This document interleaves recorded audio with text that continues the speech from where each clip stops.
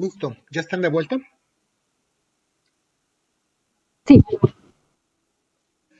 Bueno, ya en esta última parte, estrictamente penal, criminológica, ahora más penal, para terminar de comprender esto y terminar de concatenar ideas, y sobre todo porque he visto que hay algunas cosas que me parece que no tienen muy claras, quiero hablar de un poco del delito, porque justamente eh, es una de las situaciones, de los parámetros, de los temas, de los fenómenos que se tienen que hablar a la luz de la criminología, del delito, de la delincuencia, del delincuente. Al estudiar el delito desde el punto de vista penal, ustedes tienen que entender que hay ciertos factores que constituyen un delito en sí mismo. No sé cómo les fue en derecho penal, ahorita es justamente lo que vamos a platicar. No lo voy a decir de manera pormenorizada porque esto ameritaría un curso totalmente y no es la idea, pero sí necesito entrar al análisis para que terminen de concatenar estas ideas que estamos platicando. Ya llevaron penal, ¿no? Por lo menos ya te llevaron teoría del delito. Esto sí ya lo llevaron.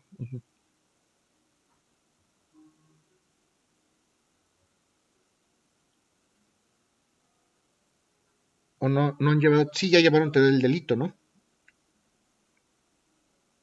sí, profesor. Ok. Bueno, ¿quién tiene por delito? ¿Qué es un delito? ¿Qué les enseñaron que es un delito?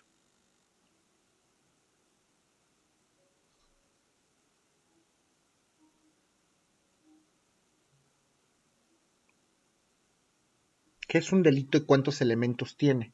¿Qué tipo de elementos tiene un delito?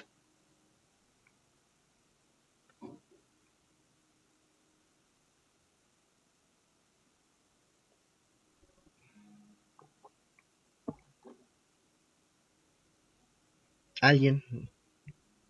¿O de qué se acuerdan? ¿O qué les enseñaron?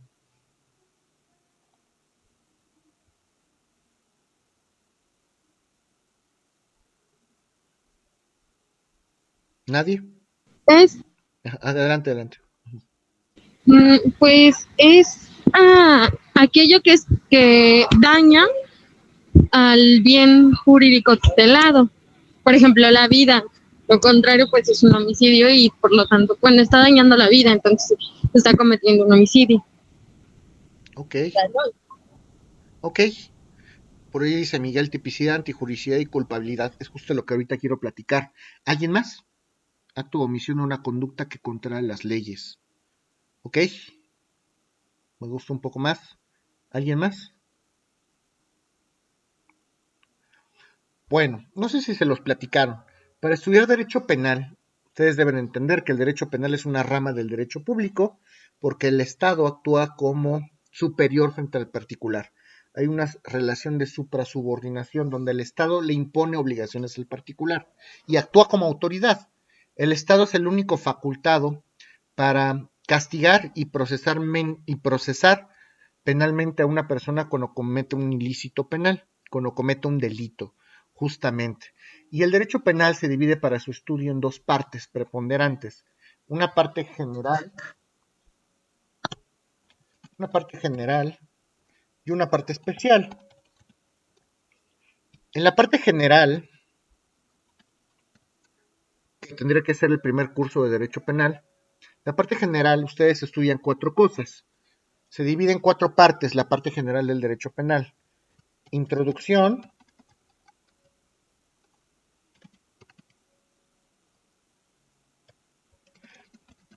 teoría de la ley penal,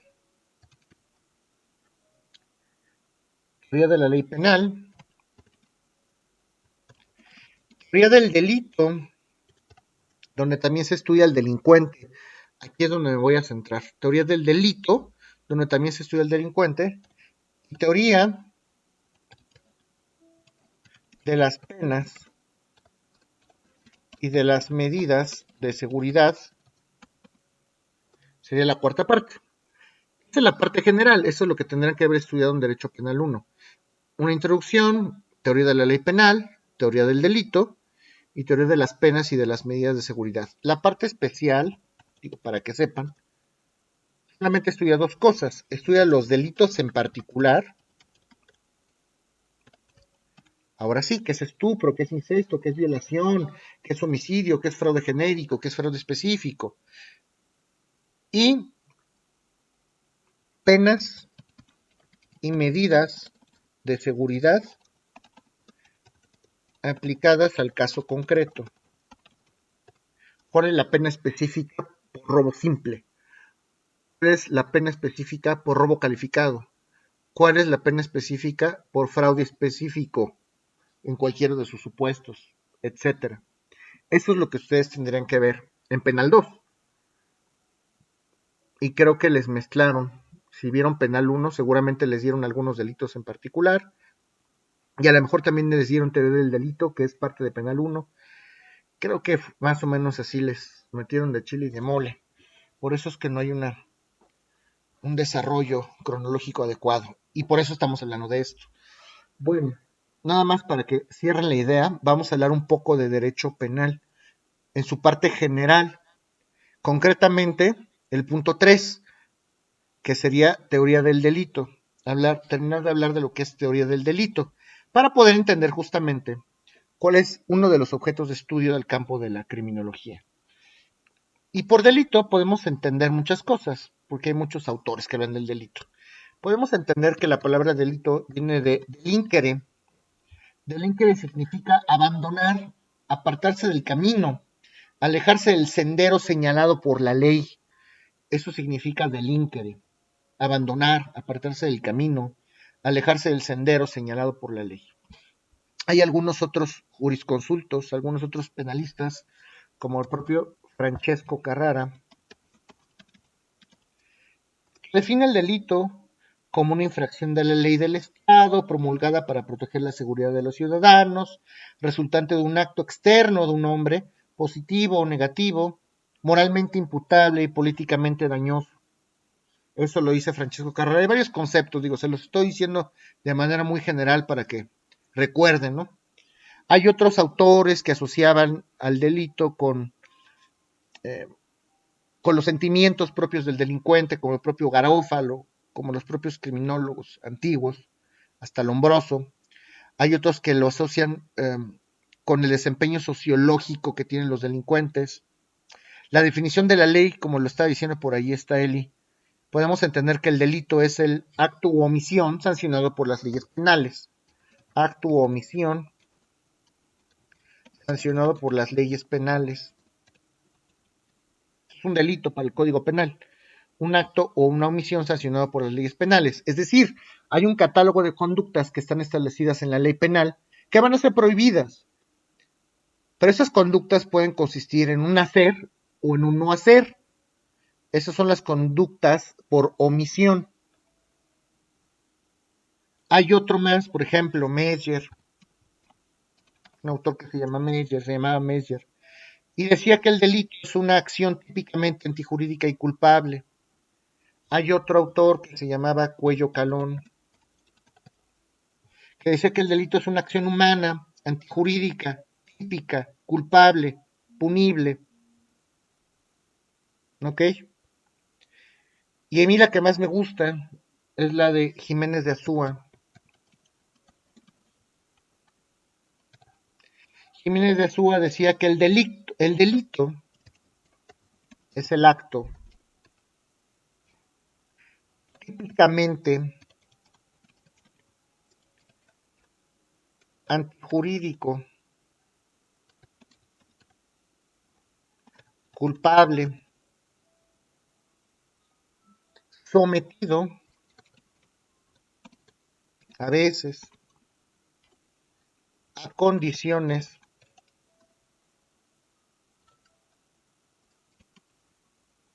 objetivas de penalidad, imputable a un hombre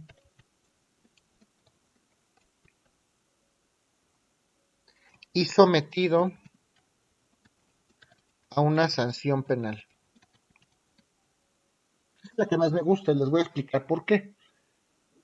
Cuando se da este curso tan interesante de derecho penal y hablamos de delito, se exponen todos estos conceptos de delito que les mencioné anteriormente, para que ustedes como estudiantes puedan analizar cómo cada vez más en el tiempo se va haciendo más complejo, cómo cada vez se va aportando una nueva idea o un nuevo elemento al concepto de delito.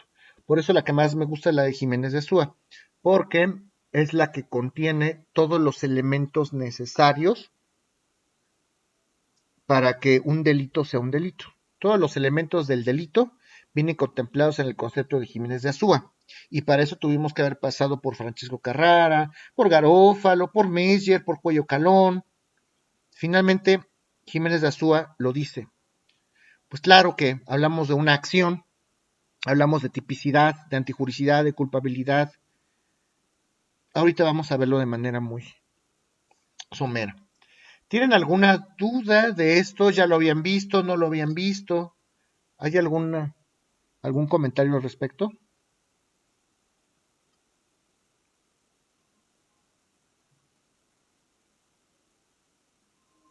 ¿Está claro? ¿O hay alguna duda? Bueno, ok. Pues de todos, ok, sí lo habíamos visto, pero con los autores que usted nos menciona, no. Ok. Bueno, de este concepto de delito, sobre todo el de Jiménez de Azúa, podemos concluir que el delito tiene ciertos elementos. Gracias a Jiménez de Azúa podemos entender que los elementos del delito son: uno, acción; dos, tipicidad; tres, antijuricidad; cuatro, imputabilidad; cinco, culpabilidad; seis, punibilidad; y siete, condiciones objetivas de penalidad. Eso es lo que nos hace concluir Jiménez de Azúa. Por eso es la definición con la que más puedo llegar a concordar hasta el momento. Entonces, ¿cuántos elementos podemos decir que tiene el delito? 7, ¿no? Bueno, mucho ojo con lo que les voy a comentar. No todos, no todos los autores coinciden con esto que les estoy comentando. Hay unos que sí, como el señor Fernando Castellanos Tena. Fernando Castellanos Tena tiene un libro muy interesante que, si quieren repasar todo el curso de Derecho Penal 1, les va a servir y es de cabecera de todo penalista. Se llama Lineamientos Elementales de Derecho Penal. Es de Editorial Porrúa, naturalmente. Si ustedes quisieran repasar todo Derecho Penal 1 y analizar en su conjunto este curso, bastante les serviría antes de estudiar delitos en particular. Les sugiero este libro. Desde el punto de vista de Fernando Castellanos Tena, el delito tiene 7 elementos. Por eso se dice que Fernando Castellanos Tena habla de una teoría heptatónica.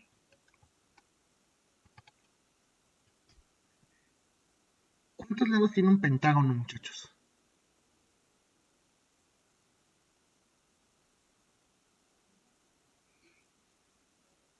¿Cuántos lados tiene un pentágono? Eso sí lo saben. 5, así es. 5 es correcto. Hay autores que manejan lo que se le conoce como una teoría pentatónica. Los autores que manejan una teoría pentatónica dicen que el delito tiene 5 elementos. Hay unos que manejan teoría hexatómica, que dice que tiene 6 elementos. Y concretamente Fernando Castellanos Tena, para no hacerles el cuento tan largo, porque hay más temas que ver, maneja una teoría heptatónica de 7. Un heptágono tiene 7 lados, 7 elementos del delito. ¿Hasta aquí van bien o no? ¿Sí lo vieron así o no lo vieron así en Penal? Porque para saber si me están entendiendo o no. No, así no, pero sí lo entiendo. Ok, bueno. Ahora bien, muchachos, así como el delito tiene, y esto sí es importantísimo, si se van a dedicar al penal, lo tienen que dominar. Así como el delito tiene elementos positivos, también tiene elementos negativos. Cada elemento del delito tiene un justo opuesto, tiene un contrario. Por ejemplo, si ustedes van a litigar penal y van a ser la parte acusadora, van a ser el fiscal, lo que tienen que acreditar es que el delito se dio en todas y cada una de sus etapas y que el delito contiene, el delito que ustedes están haciendo valer, se cumple y concurrieron todos y cada uno de los 7 elementos del delito. Con uno que no se dé, basta con que uno no se dé para que no haya delito. Por eso es que ustedes tienen que dominar bien estos 7 elementos. Si, por ejemplo, hay tipicidad, hay intijuricidad, hay imputabilidad, culpabilidad, punibilidad, condiciones objetivas, pero no hay acción, entonces ya no es delito. Se absuelve al reo inmediatamente. Si hay todo menos tipicidad, no hay delito. Si hay todo menos punibilidad, no hay delito. Si yo quiero acusar y quiero que condenen a alguien, yo tengo que pelear por acreditar los 7 elementos del delito. La parte contraria o el defensor que tendrá que acreditar, basta con que acredite que uno no se dio. Con que acredite que un elemento no concurre, con eso es suficiente para sacar a los muchachos del reclusorio. ¿Okay? Y lo que tendríamos que estudiar, justamente, cuando estudiamos teoría del delito, es comprender cada uno de estos elementos. Por ejemplo, si hablamos de el primer elemento, que es el elemento acción, tenemos que entender que el Código Penal tiene una serie de, pues un catálogo de conductas, tiene un catálogo de conductas que están prohibidas. Y esas conductas pueden ser de acción o por omisión. Por ejemplo, una persona que priva de la vida a otra, ese es el tipo penal de homicidio. Una persona que priva de la vida a otra, pues eso es una acción, eso es una conducta de acción. Yo estoy privando de la vida a otra persona. Hay una acción. Ahora, también hay omisiones que son consideradas delito. ¿Alguien conoce algún delito o algún tipo penal por omisión? ¿A alguien se le ocurre?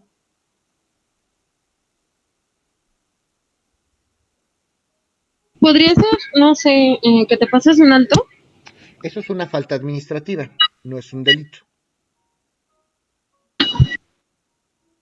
Si es Algo una... que tuvo que, Ajá, dime. una obligación que tuvo que cumplir el Ministerio Público y fue omiso a ella, por así decirlo. Una obligación que tuvo que cumplir el MP y no la hizo. Depende qué tipo de obligación tuvo que haber cumplido.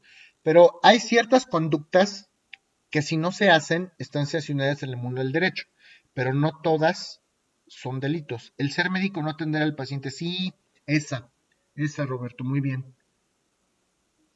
Tienen obligación, si ustedes son médicos, tienen la obligación de atender a un enfermo. Si ustedes están caminando en la calle y de repente pueden notar, y son médicos, y pueden notar que un motociclista se accidenta, ustedes tienen la obligación de propiciarle auxilio, si tienen la manera y los medios.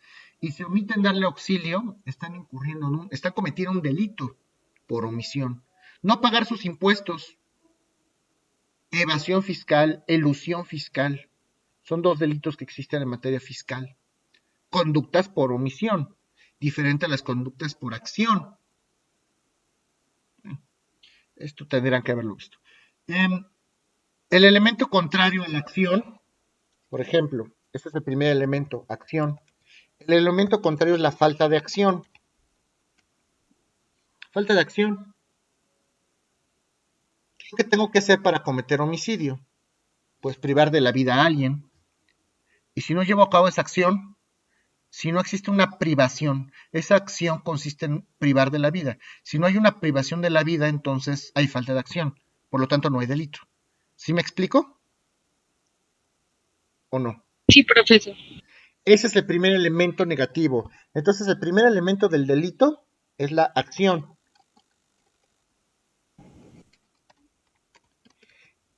El contrario, el elemento negativo de la acción es la falta de acción. Ese sería el justo opuesto, la falta de acción. El segundo elemento, ¿cuál es? La tipicidad. Ustedes conocen el término común de delito, pero en derecho penal, a las conductas que están descritas en el Código Penal, consideradas como delitos, se les conoce como tipo penal. Y familiarícense con ese lenguaje porque sí lo van a conocer en su vida diaria. ¿Qué es un tipo penal? Pues un delito. Dime cuál es el tipo penal de homicidio. Aquel que priva de la vida a otro comete el delito de homicidio. Ese es el tipo penal de homicidio. Dime cuál es el tipo penal de fraude. Aquella persona que quiere obtener un beneficio o un lucro basándose del error de otra persona. Ese es el tipo penal de fraude genérico. ¿Sí me explico o no me explico? Ese es un Sí, tipo penal. Ahora, hay un elemento que se llama tipicidad. Ojo con esto. La tipicidad es la adecuación de la conducta de una persona a un tipo penal. ¿Qué quiere decir esto? Si una persona en la vida real comete una conducta y esa conducta se adecua específicamente al tipo penal que está establecido en la ley, se dice que hay tipicidad. Ese es el segundo elemento del delito. Delito de homicidio, aquel que priva de la vida a otro. Eso dice la ley. Si Juan priva de la vida a Pedro con un arma de fuego, ¿lo mató? ¿Hay tipicidad o no?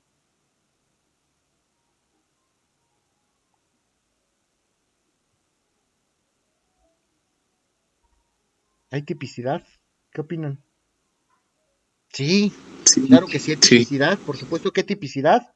La conducta que cometió Juan se adecua perfectamente con la hipótesis señalada en el Código Penal.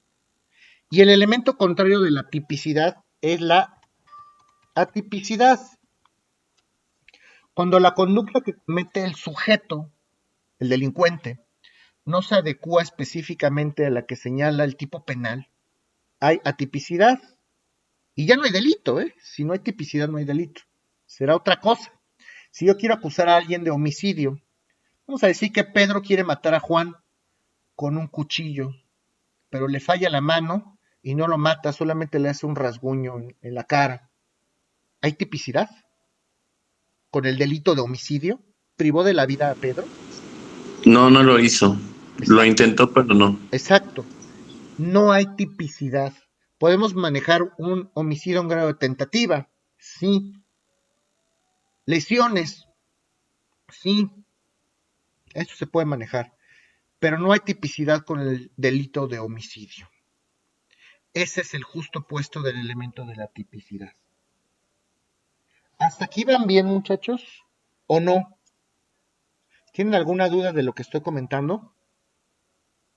No, pero se lo está explicando bien. Ok. Vamos con el tercer elemento, que este sí es importante. Antijuricidad.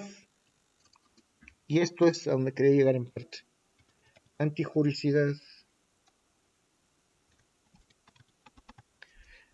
El tercer elemento del delito, y a todas luces debe ser, es que la conducta denominada delito, las leyes penales, tiene que ser antijurídica, obviamente. Para que sea un delito, tiene que ser una conducta que vaya en contra de la ley.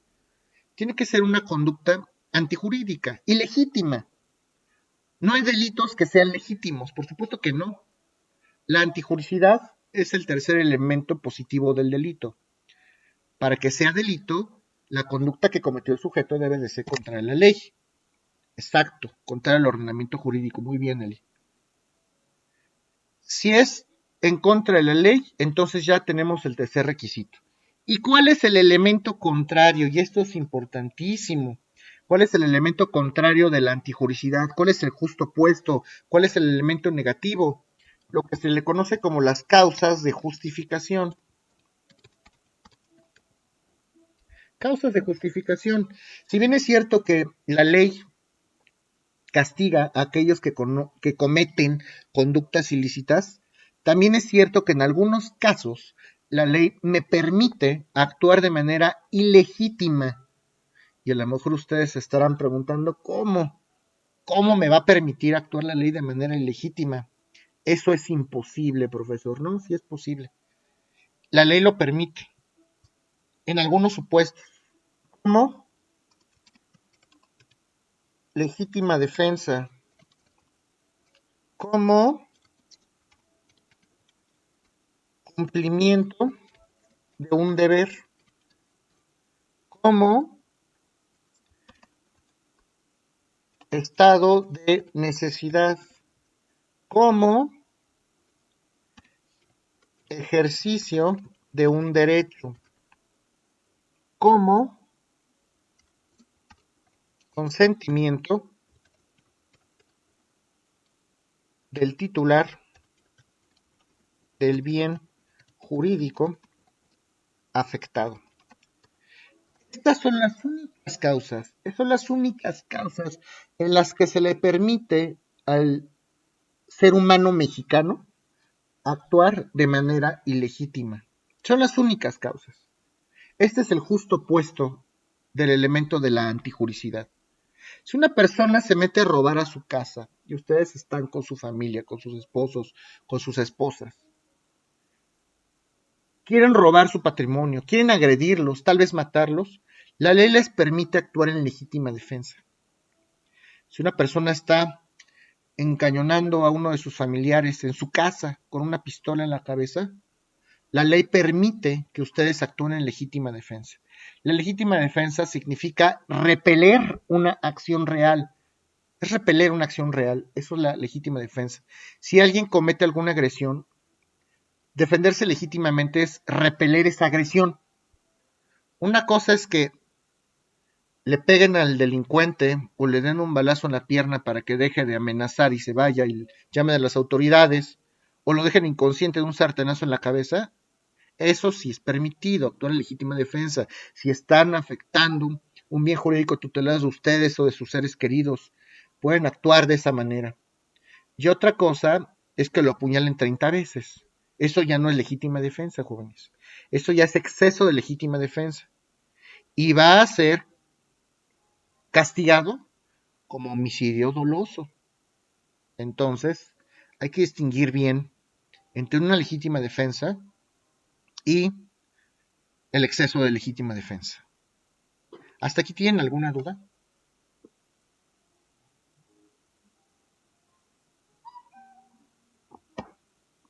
Ok.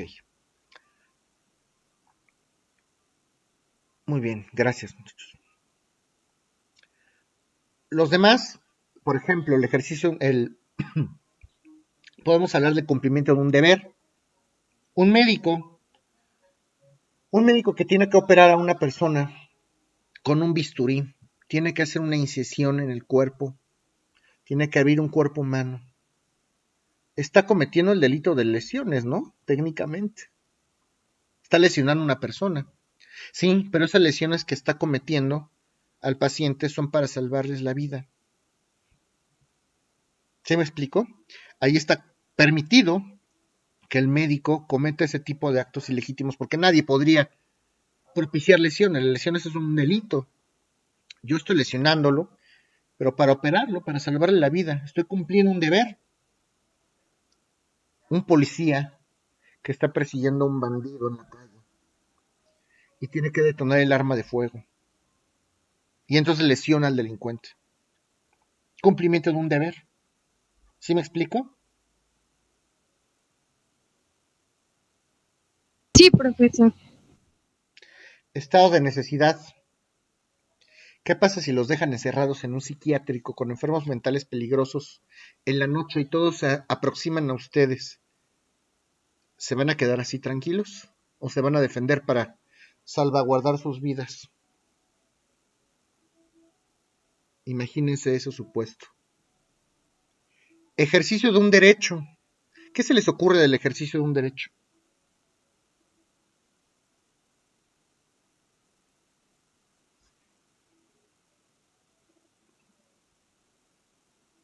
¿No se les ocurre nada? ¿Qué tipo de derecho ustedes podrían defender frente a los demás? Incluso en materia civil. Ustedes ¿Pueden cortar las ramas del árbol de un vecino? Si invade su predio, sí.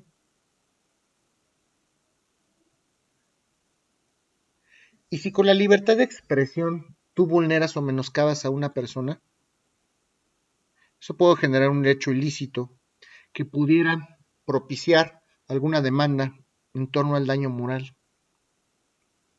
Son ejemplos muy específicos. Consentimiento del titular. Ok, ok. Sí. Consentimiento del titular del bien jurídico afectado. Es un caso muy feo, pero puede suceder. Aquellos matrimonios que llegan a los golpes, a la violencia, la salud, ¿sí? Imagínense una pareja triste en la que él le pega a ella o ella le pega a él incluso. Aparte de ser violencia familiar, son lesiones. Y si él lo consiente y si ella lo consiente, pues qué feo. Pero sí. Y hay casos, por ejemplo, en materia de prácticas sexuales, en los que pueden llegar a consentir ciertas prácticas que pudieran ser no muy ortodoxas y que están documentadas además en la corte. Pareciera que no, pero sí. Cumplimiento del titular de bien jurídico afectado. ¿Alguien tiene alguna duda de estas causas de justificación? Que es justamente a lo que quería llegar con ustedes. ¿Tienen alguna duda de esto o no? Ok. Bueno. No, profesor, gracias. Imputabilidad. Hablar de imputabilidad significa que una persona, y eso es otro elemento del delito, es el cuarto elemento positivo del delito. Imputabilidad significa que una persona tiene capacidad de goce y de ejercicio, tiene capacidad en el mundo del derecho, creo que ya lo habíamos platicado. Si una persona no tiene capacidad de ejercicio o no tiene esta facultad para ejercer sus derechos y sus obligaciones por sí mismas, por sí mismos, entonces no es imputable. Imputable va a ser la persona que puede ser responsable penalmente. Y para ser responsable penalmente, debo tener capacidad de goce y capacidad de ejercicio. Si una persona no tiene capacidad de ejercicio, porque la de goce todos la tenemos, es una persona inimputable, que ese es el elemento opuesto o el elemento negativo de la imputabilidad. El elemento negativo es la inimputabilidad. Eso lo vimos cuando les expliqué las acciones libra en causa. Cuando las personas para cometer un delito necesitan drogarse para agarrar valor, son personas que en ese momento transitorio no tienen capacidad de ejercicio. Y seguramente se les tendrá que dar el tratamiento de inimputable. Si no tienen capacidad de ejercicio no pueden ser responsables penalmente y son inimputables. Se les impondrán otro tipo de medidas porque tampoco es que se vayan libres. Para empezar, pueden declarar incapaz a una persona, se puede llegar a nombrar un tutor, un curador, etcétera, se puede someter a un tratamiento mental, psiquiátrico, psicológico, qué sé yo, y ya no van a poder ejercer en el mundo del derecho. Una persona que es capaz, que tiene capacidad de goce y de ejercicio conforme a las reglas del Código Civil, puede ser declarada incapaz, sí, a través de las diligencias de interdicción, pero no crean que es tan rápido. Tardan 2 añitos, 1 año y medio, y a poco eran interdictos al momento de cometer el delito. Entonces, hay que tener mucho cuidado con esos detalles. ¿Sí está claro el tema de la imputabilidad o no? Sí, profesor, gracias. Ok. Después hablamos de la culpabilidad. Hablar de la culpabilidad, ojo con esto, el elemento de culpabilidad, hay mucho de qué hablar, no es tan sencillo como suena. Pero hablar de culpabilidad significa entender qué tan reprochable es la conducta delictiva en el mundo del derecho penal. Hablamos de dolo y hablamos de culpa. El delito, esto sí lo deben de saber, por Dios, es un delito doloso y que es un delito culposo.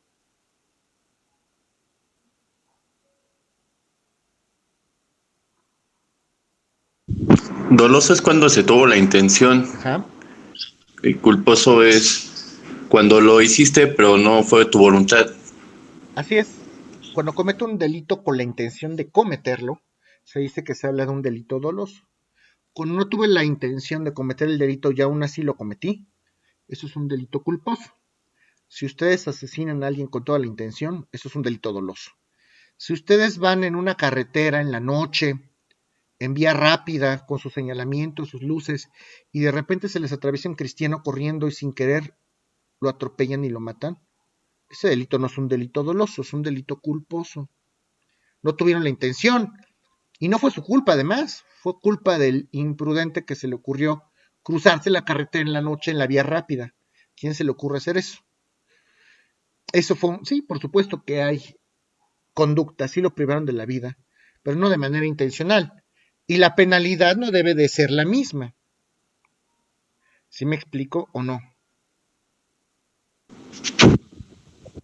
Y el elemento contrario de la culpabilidad son las causas de incompatibilidad. Si ustedes quieren acreditar que hubo intención y la defensa quiere acreditar que no hubo intención, lo que va a tener que acreditar la defensa es que las circunstancias en las que se cometió el delito no concuerdan con la voluntad de la gente. ¿Qué quiere decir esto en pocas palabras? Tienen que desvirtuar que hubo intención. Eso es lo que tendría que acreditar la defensa, que no hubo intención contrario a lo que dice la parte acusadora. La parte acusadora, el fiscal va a acreditar que fue con dolo, que fue con voluntad, y el defensor va a tener que acreditar que es incompatible lo que está diciendo, que no hay concordancia, que fue sin voluntad, y obviamente la sanción no es la misma. ¿Sí me doy a entender o no? A lo mejor los van a sancionar y los van a obligar, si es que llevan una buena defensa, porque hay muchas historias macabras. Si llevan una buena defensa, a lo mejor los van a condenar a reparar el daño a los ofendidos, a los familiares, qué sé yo, hasta cierto punto, ¿no? Que también habrá que ver. Y si no, pues seguramente van a terminar adentro. ¿Hasta aquí hay alguna duda o no? No, profe, gracias. Bueno, el sexto elemento es la condicionalidad objetiva. Hay algunos delitos que por su naturaleza tienen ciertas características especiales o se pueden cometer bajo ciertas modalidades concretas. Por ejemplo, hablar de robo. No es lo mismo hablar de robo simple que hablar de robo calificado. Son aquellas circunstancias especiales que pueden agravar o disminuir la pena. Las circunstancias que agravan la pena se les conoce como agravantes de responsabilidad. Agravantes de responsabilidad. Premeditación, alevosía, ventaja, todo esto. Y las que disminuyen la pena se les conoce como atenuantes. ¿Qué escribí? Atenuantes de responsabilidad. ¿Es lo mismo robar porque tengo hambre que robar porque quiero enriquecerme? ¿Qué es el robo de Pues famélico? Sí, claro que no. Robo de famélico, si bien es cierto que existe el robo, pues se disminuye la responsabilidad del infractor, porque no robó porque quería, robó porque tiene hambre. Se hablaba del aborto, muchos supuestos, ya sabemos que el aborto ahorita es otra historia, pero en el caso de una violación, por ejemplo, pues el aborto, por supuesto, que podría ser viable. Y hoy, ya que el aborto es legítimo, bajo ciertas modalidades, evidentemente, pues también se puede hacer. Robo, robo simple. Si yo le robo el celular a una persona, a un transeúnte, se lo robé. Pero si lo hago con arma de fuego y en casa habitación, les aseguro que la sanción no baja de 25 años. Entonces, esas circunstancias, esas condiciones objetivas pueden aumentar o pueden disminuir la pena. Y el elemento negativo es la falta de condicionalidad objetiva. Si yo, por ejemplo, como abogado acusador, como la parte acusadora, quiero acreditar un robo a casa habitación con arma de fuego, que es un delito que por su naturaleza es grave, por los años, por lo que sea, a lo mejor a la defensa le conviene acreditar que fue robo simple, porque el robo simple no lo castigan hasta con una pena de 25 años. Pueden garantizar, se admite la libertad con caución, confianza, por decir algo, ¿no? Entonces, lo que tendría que acreditar la defensa es que no se dieron esas condiciones objetivas para que sea robo calificado, que son que fue con arma de fuego y que fue en casa habitación. Si yo desvirtúo que fue con arma de fuego, porque no hay huellas a la luz de un perito en dactiloscopía, si yo acredito que no fue en casa habitación con testigos, por decir algo, ¿no? O con base a un estudio criminalístico, pues entonces no se dan esas condiciones objetivas que está arguyendo o argumentando la parte acusadora. Sí, califícame por robo simple, me vas a condenar, pero pues no voy a estar 25 años adentro. ¿Sí me explico o no? Sí, profesor, gracias. Ok. Hace que el delito no se castigue o se castigue menos, en pocas palabras. Ok. Y el elemento de punibilidad. ¿Qué significa punibilidad? ¿Alguien sabe? Que tiene una pena establecida. Sí, punibilidad significa que es castigable. Claro que un acto ilícito, claro que un acto que es considerado como delito por las leyes penales tiene que ser castigado. El hecho de que una conducta ilícita se haya cometido, significa que esa acción debe de ser castigada por las leyes penales. Eso significa punibilidad. La acción que ejerce el Ministerio Público o la Fiscalía, el Estado a través de la Fiscalía o el Ministerio Público, se le conoce como el ius puniendi. Sí, ius puniendi. Entonces el Ministerio Público, la parte acusadora o la Fiscalía va a ejercer la acción penal con la intención de que se le castigue al delincuente. Eso es el famoso ius puniendi. Pero hay circunstancias en las que ese castigo puede ser suprimido.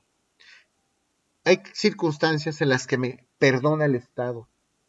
Hay circunstancias en las que, aunque esa conducta esté castigada por las leyes penales, se me puede condonar o perdonar esa pena. Podemos hablar del perdón del ofendido. Oye, sí me robó, pero pues ya me pagó, lo voy a perdonar. Y voy ante la autoridad y otorgo el perdón del ofendido. El indulto, la amnistía, la conmutación de la pena, o sea, cambiar la pena. En vez de estar tantos años, en vez de estar 10 años, ¿te parece si estás 4 y lo demás haces trabajos a la comunidad? Conmutación de la pena, tratamiento psicológico, psiquiátrico, etcétera. Grosso modo, estos son los elementos selectos. Se los quería dar, quise dedicar este tiempo para que terminaran de hacer clic, como vulgarmente se dice, terminaran de unir ideas y de entender perfectamente estos temas que estamos hablando en criminología. Por supuesto que cuando hablamos de excluyentes de responsabilidad, de causas de justificación, contrario a la antijuricidad, pues hablábamos de enfermedades mentales, de desarrollo psíquico retardado, de podemos pensar en las causas que motivaron al delincuente, justamente porque estábamos hablando de elementos endógenos del delito, al momento de estudiarlo bajo la luz de la criminología es porque hablé de esto. Ya no nos da tiempo hoy. La siguiente clase vamos a concluir ya criminología y esto del delito y vamos a iniciar ya con otro tema que serían artes periciales en materia de psicología. ¿Alguien tiene alguna duda de lo que vimos el día de hoy? No, profesor, gracias. Profesor, gracias. Bueno, gracias por su atención, muchachos, y nos vemos entonces el martes en la próxima sesión. Sí, gracias, profesor. Nos vemos. Bye. Gracias, profesor, qué amable. Cuídense.